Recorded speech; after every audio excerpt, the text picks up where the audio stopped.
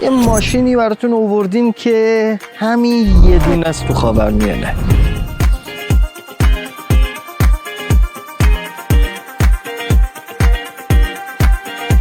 یه دوره‌ای میگفتن هر کی از خانواده‌اش قهر میکنه میره خواننده میشه. یکم که گذشت صنعت خودروهای برقی قشنگ رایج شد، اومدن گفتن هر کی از خانواده‌اش قهر میکنه میره خودروساز میشه.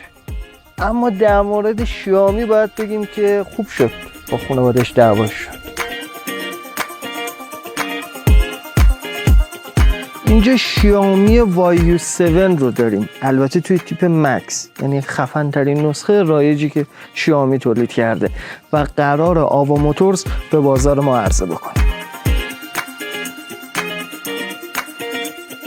توی این برنامه میخوایم بیشتر باهاش آشنا بشیم، ولی میخوام بگم که بیان قبول کنن جا عوض شده دیگه. یعنی شیائومی خودروساز باشه، خودروساز ما برن ریشتراش بزنن، جارو بزنن.